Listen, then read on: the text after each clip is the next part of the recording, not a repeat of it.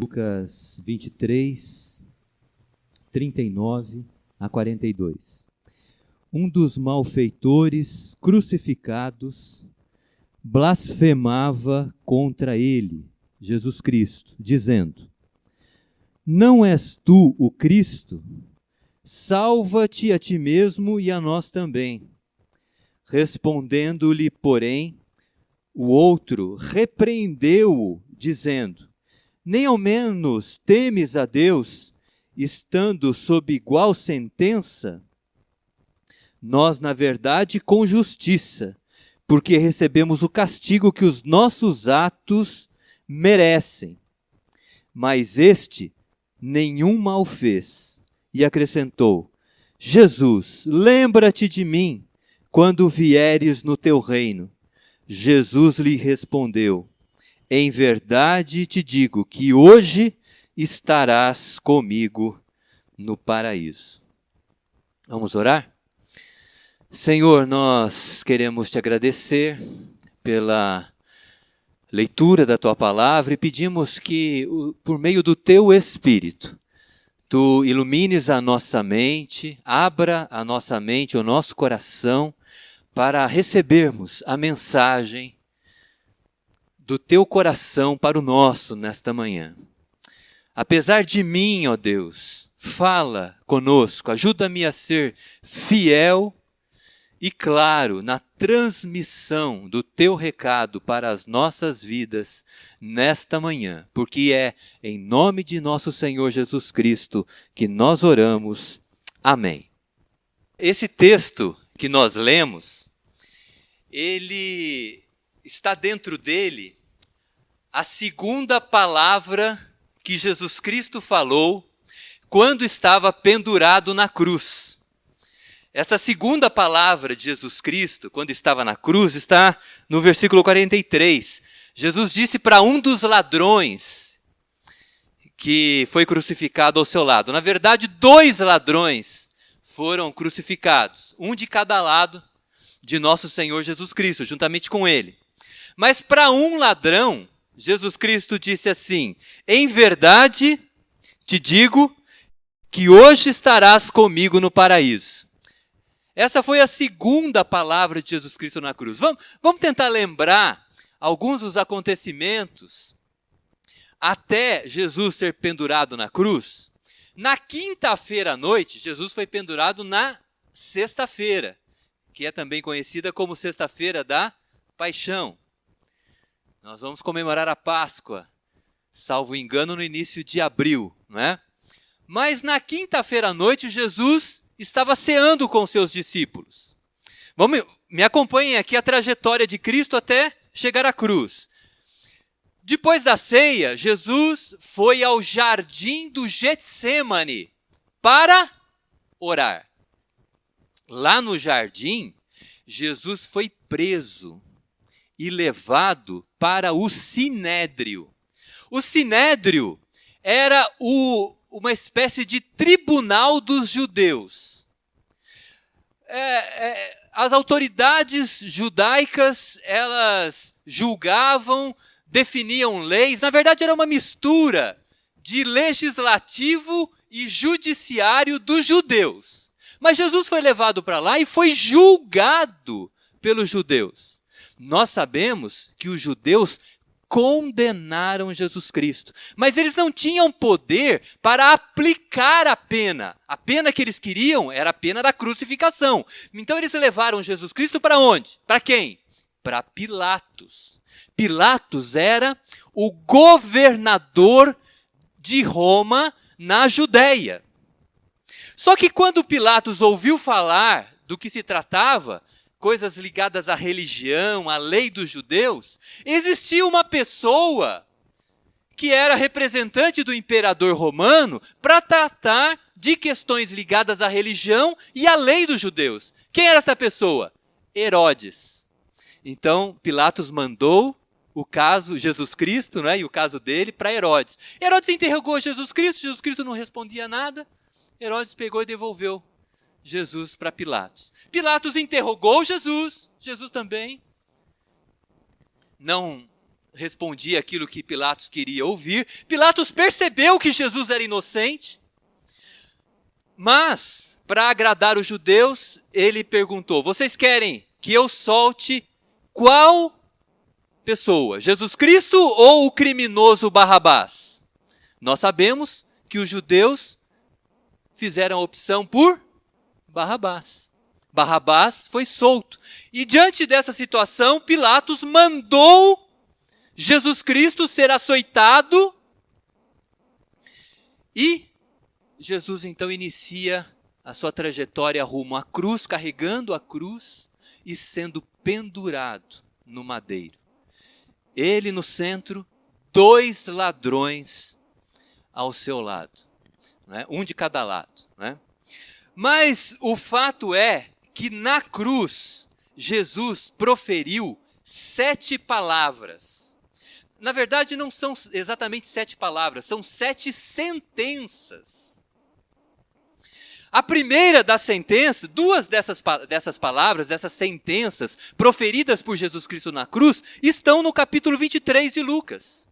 Se você olhar aí no verso 34, olha, depois de Jesus Cristo ter sido julgado injustamente, depois de Jesus ter sido açoitado, maltratado, ter carregado a cruz e sendo pendurado na cruz, Jesus Cristo, quando estava na cruz, ele disse a primeira palavra, primeira sentença, lá no versículo 34, de Lucas 23, ele diz assim: Pai, perdoa-lhes, porque não sabem o que fazem.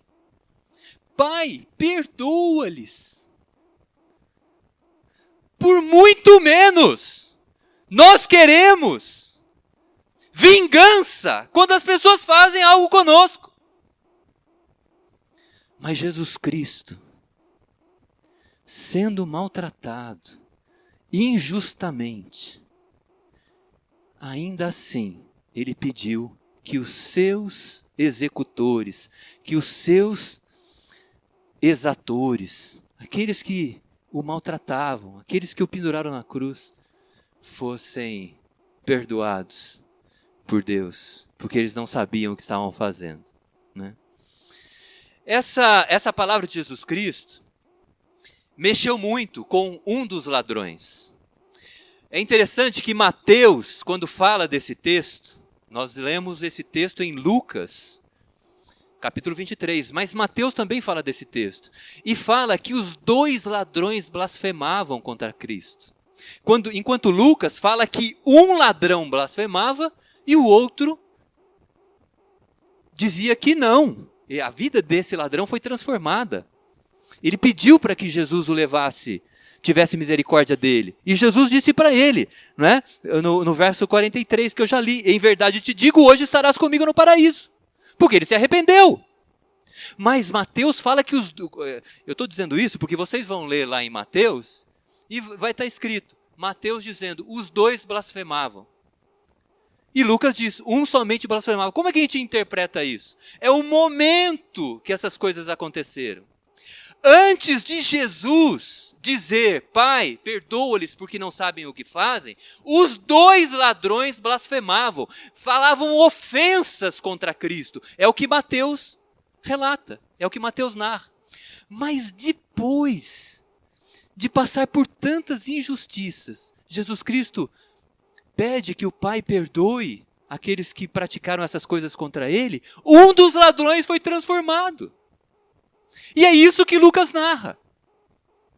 Então é o momento, quando você for ler lá em Mateus, saiba que o momento em que Mateus narrou esse fato foi antes de Jesus proferir a primeira palavra na cruz. Depois que ele proferiu a palavra, o ladrão ficou impactado. Meu Deus, um homem tão injustiçado. Eu sou criminoso. Eu estou aqui porque eu mereço estar, mas esse homem não.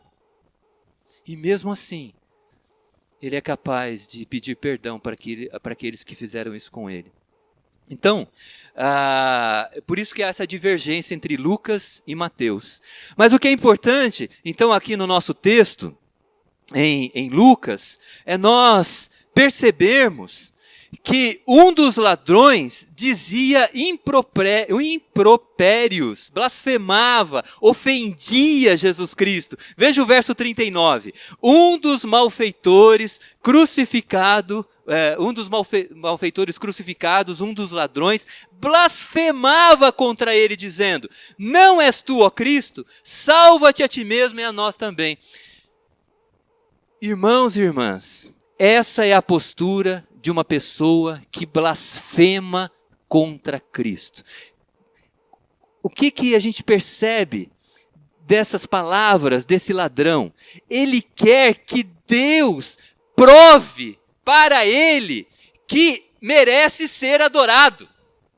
Porque ele fala assim: olha, você não é o bambambam? Ele volta-se para Jesus e diz: você não é o bambambam, você não é o cara, você não é Cristo. Salva-te. E salvando, você salve-nos também. O blasfemador age assim. Ele quer que Deus prove para ele que é digno de ser adorado por ele. Quando ele inverte o padrão é nós nos moldarmos ao que Deus estabelece para nós. Mas o blasfemador faz o contrário. Ele quer que Deus se molde ao seu padrão. Faça o que eu quero, aí sim eu vou te adorar. Deus deve se encaixar no molde da pessoa, e não a pessoa nos moldes de Deus. Esse é o blasfemador. Esse é o que ofende a Deus com o seu ato, com a sua vida. E hoje a gente vê isso, né? Muitos dizendo para Deus: olha, se o Senhor é Deus, me cure. Se o Senhor é Deus, cure cure a pessoa que eu gosto. Se o Senhor é Deus, não permita que eu seja demitido. Se o Senhor é Deus, faça o meu ex voltar. Se o Senhor é Deus, faça a minha ex voltar. Não é assim que a gente se relaciona com Deus. Quando a gente age dessa maneira, a gente ofende a Deus. A gente quer que Deus se molde ao nosso padrão. O blasfemador é assim. Ele age como esse primeiro ladrão agiu.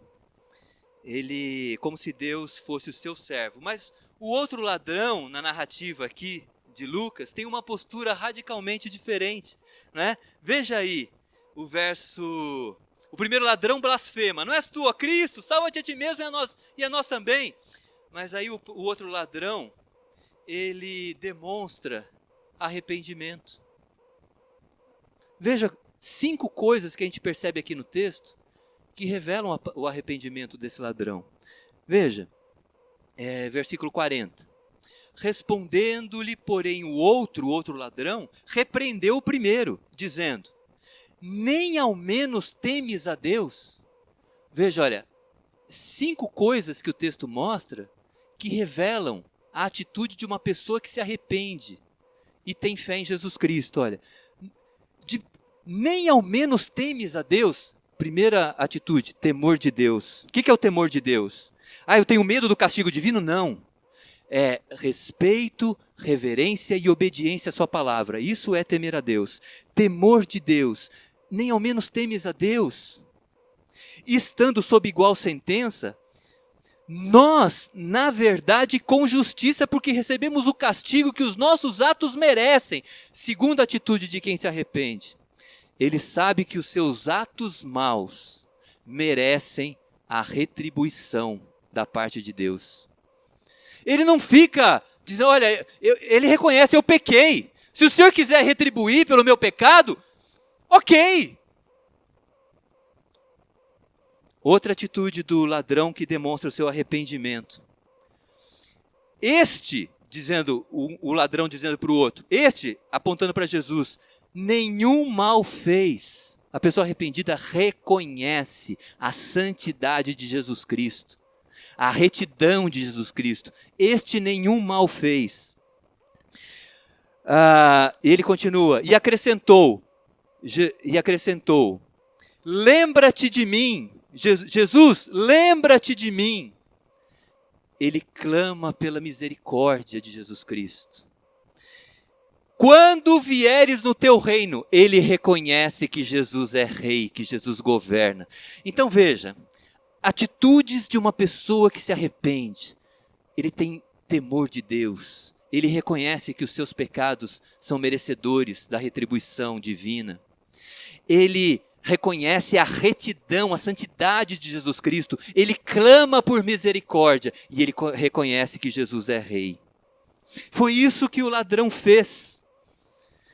Foi isso que o ladrão reconheceu, não é? E o que revela o seu arrependimento. Então veja, dois ladrões, um de um lado, outro de outro. Uma conduta totalmente diferente.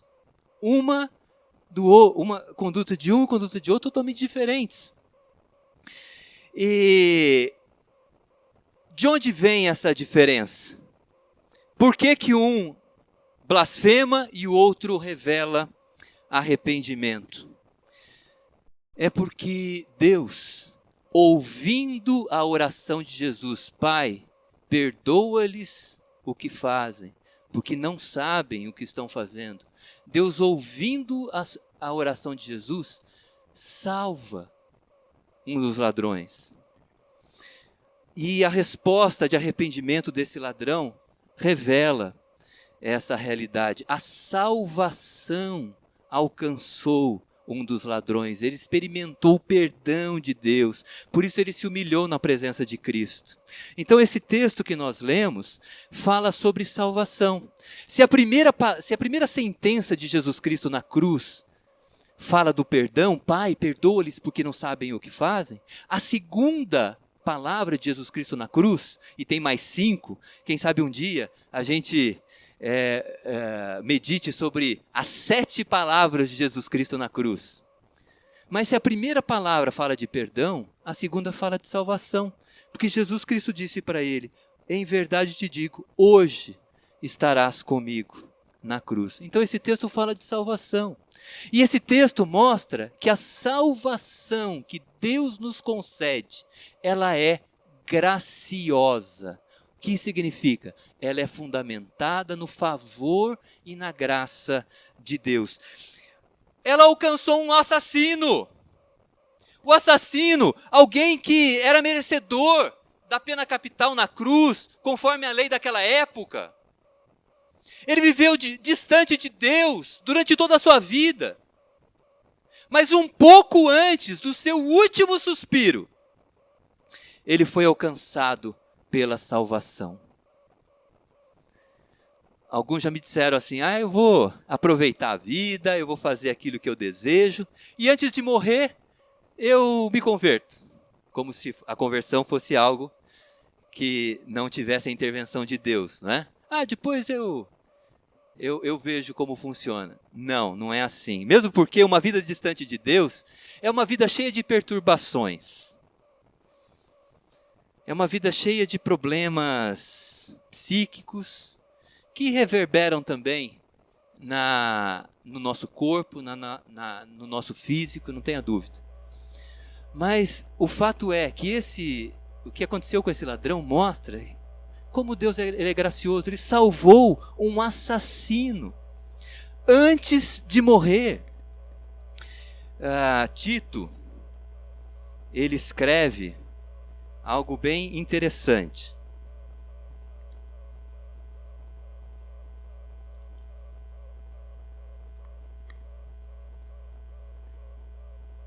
Ele diz assim, não por obras de justiça praticadas por nós, mas segundo a sua misericórdia, Deus nos salvou mediante o lavar regenerador e renovador do Espírito Santo, que Ele derramou sobre nós por meio de Jesus Cristo, nosso Salvador. Então, guardem essa palavra no coração de vocês. A salvação, ela não é por obras, ela é pela misericórdia de Deus, pela graça de Deus, pelo favor divino. Há um pastor teólogo escocês do século XIX, ele escreveu um artigo, e nesse artigo ele diz assim, alguns consideram que alcançarão a salvação por meio de obras, como, preste atenção, ler a Bíblia, orar, alimentar famintos, vestir os necessitados, etc. Quem pensa dessa forma não compreende o caminho que conduz ao céu, não compreende a salvação. Esse caminho não é constituído por obras praticadas por nós, mas é fundamentado na misericórdia divina. Não adianta você pensar assim: eu vou ler a Bíblia, eu vou orar, eu vou ajudar as pessoas e assim eu vou ser salvo. Não! Primeiro, você tem que ser salvo pela obra regeneradora, salvadora, misericordiosa de Deus, e como resposta desta salvação, você vai orar, vai ler a Bíblia e vai ajudar as pessoas. Porque a salvação é pela misericórdia, é pela graça. John Piper, um outro pastor, ele ainda é vivo, ele escrevendo um artigo, 10 efeitos de crer na doutrina da graça, ele disse o seguinte: o que nos leva à adoração não é compreendermos que fomos salvos pela satisfação das obras de Deus, mas porque encontramos na graça de Deus a nossa satisfação nele. Eu vou traduzir. O que ele diz? Que andar como alguém salvo não é você satisfazer as obras que Deus diz na sua palavra, mas é você se satisfazer em Deus. Antes de realizar qualquer tipo de obra, é você encontrar alegria no Senhor. E como consequência dessa alegria no Senhor, você praticar obras. Então veja, a salvação ela é graciosa. Ela depende unicamente da graça divina. Por isso que nós precisamos nos humilhar na presença de Deus para pedir que Ele nos salve. E o texto também nos ensina que a salvação de Deus ela é transformadora. 2 ladrões estavam diante de Jesus. Um blasfemava, outro foi transformado. Ambos tiveram a mesma oportunidade, somente um agarrou. Como saber que eu sou uma pessoa transformada? Você precisa responder no seu coração: eu tenho temor de Deus? Vamos relembrar aqueles 5 pontos que nós vimos aqui no texto. Eu tenho temor de Deus? Eu reconheço que quando eu peco, eu mereço da parte de Deus a retribuição pelo meu pecado? Mas Deus ele é tão misericordioso que quando nós pedimos perdão a Ele, Ele até mitiga, Ele diminui aquilo que a gente precisa pagar. Eu quero contar uma experiência que eu tive quando eu era jovem. Antes de ir para o seminário, eu lembro que, juntamente com alguns jovens e senhores da igreja lá de Jacareí, em que eu frequentava, nós tínhamos um irmão lá que desenvolvia um trabalho em cadeias, visitando presos e pregando o evangelho na cadeia, nas cadeias. E eu participei com eles alguns sábados dessa atividade. Depois eu vim para São Paulo e não tive mais como continuar.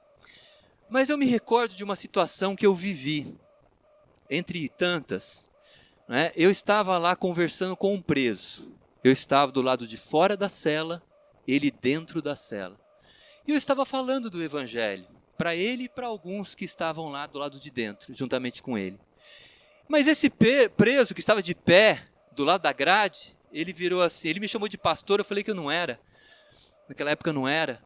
E ele falou, se eu aceitar Jesus Cristo, ele vai me tirar da cadeia? Aí eu disse para ele, olha, se você não foi julgado erroneamente, você cometeu um ato mau, um crime, um pecado. E os pecados, eles recebem a justa retribuição, né?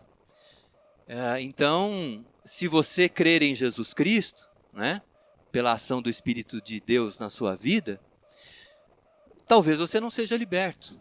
Talvez você tenha que cumprir a sua pena até o fim, mas eu tenho certeza que você vai se tornar uma pessoa diferente, você vai, nesse lugar, você vai contar com a presença de Deus para te auxiliar, para te ajudar nos momentos difíceis. E certamente o seu comportamento vai mudar. E aqui, não somente nessa cadeia, mas em outras tantas, naquela época, 30 anos atrás, e atualmente continua, esse problema da superlotação das cadeias. Então, se você crer em Jesus, a sua vida vai mudar, as pessoas vão reparar, quem sabe você consiga sair antes do tempo, né? Mas ele quis me induzir a ideia de que, crendo em Jesus Cristo, ele não passaria pela consequência do seu pecado. Muitas vezes isso acontece conosco. Deus é tão bondoso, tão generoso, que mesmo quando a gente peca e a gente pede perdão, Ele não permite que a gente sofra como nós merecíamos. Mas o fato é que nós que somos salvos, quando pecamos e sofremos pelo nosso pecado, nós reconhecemos que essa retribuição é justa. Então uma pessoa salva, ele sabe disso. Pessoa salva reconhece também a santidade de Cristo, clama pela misericórdia de Deus e sabe que Jesus é rei, Jesus governa e tem poder para auxiliá-lo em toda circunstância. Eu li há um tempo atrás, no livro Confissões de Santo Agostinho. Santo Agostinho foi um teólogo, filósofo, pastor do século IV depois de Cristo. Santo Agostinho, antes de se converter, ele teve uma vida muito desregrada. Ele viveu com muitas amantes, mas ele se converteu. Deus o converteu. E uma vez ele estava na rua, ele fala lá no seu livro Confissões, e uma ex-amante o viu. E começou a chamar: Agostinho, Agostinho! E o Agostinho, ele ficou constrangido, né, no primeiro momento. Aquela amante chamando, né? E agora ele era uma pessoa convertida. Então ele ficou meio constrangido.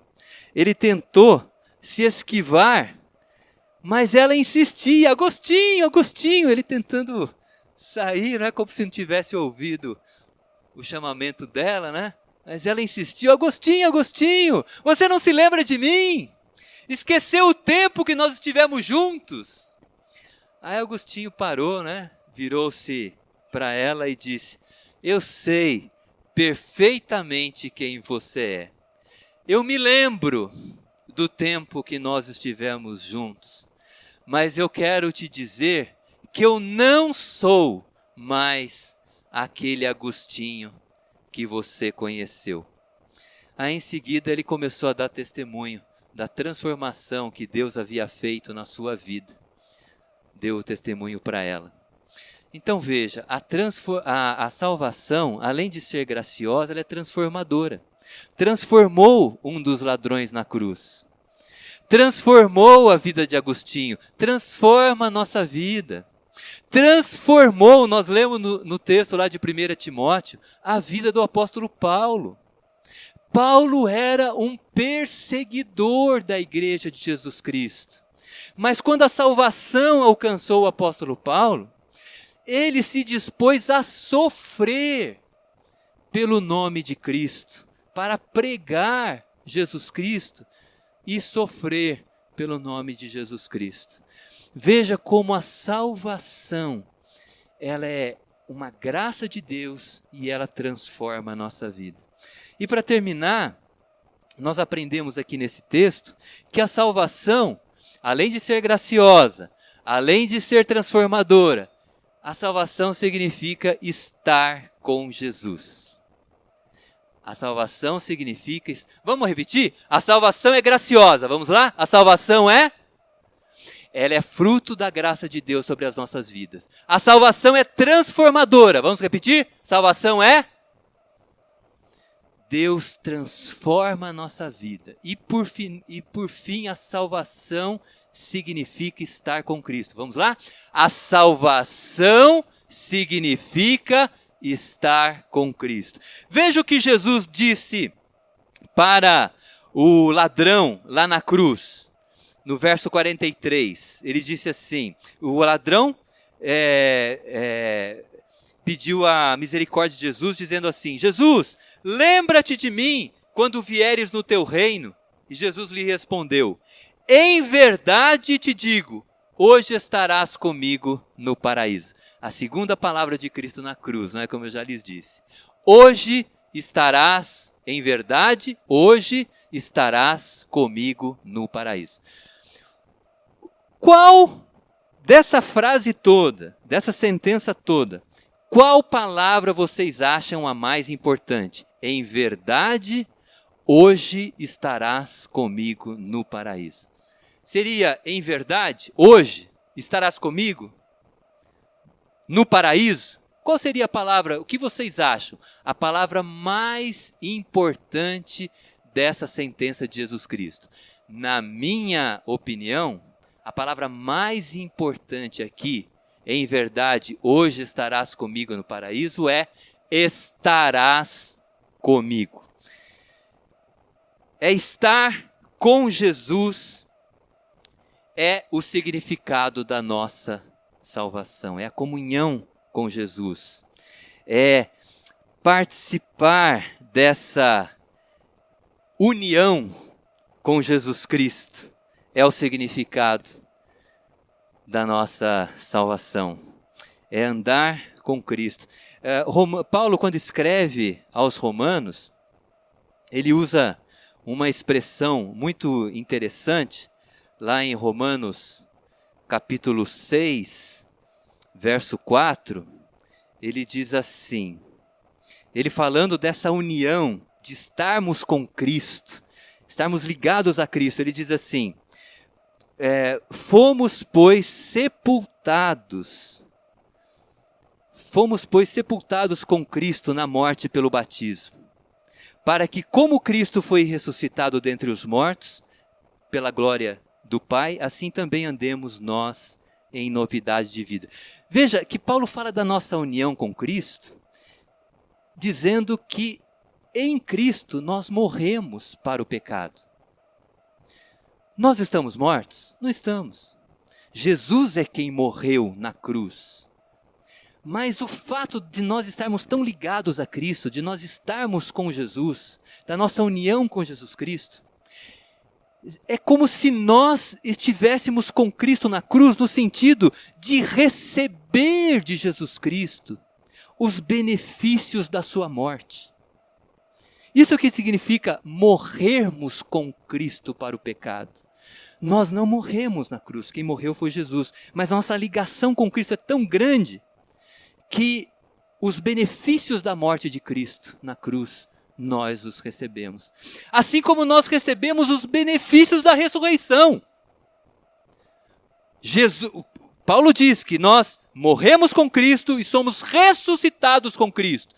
Nós não fomos ressuscitados ainda, mas a nossa ligação com Cristo faz com que nós recebamos os benefícios da ressurreição, que é a vida eterna, que é a vida, que é ter no centro da nossa existência o relacionamento com Deus. Então veja, estar com Cristo, ser salvo,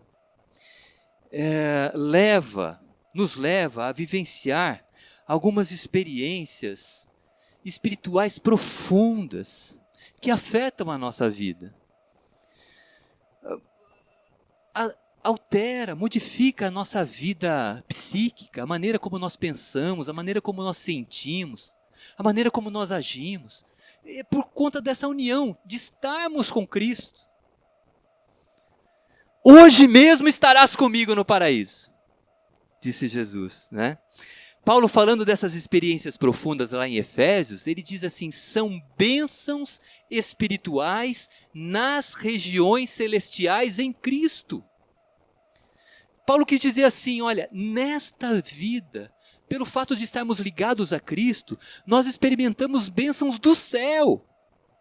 Que bênçãos são essas que nós experimentamos? O perdão! Vou citar algumas delas. Nós fomos perdoados das nossas ofensas. Nós sabemos a gravidade das nossas ofensas. Se nós pensarmos na nossa vida pregressa, aquilo que nós fizemos, as coisas erradas, muitas atitudes erradas, mas Deus nos perdoa em Cristo de todas elas. Se você é perdoado, se você tem uma dívida enorme, Jesus Cristo contou dessa parábola.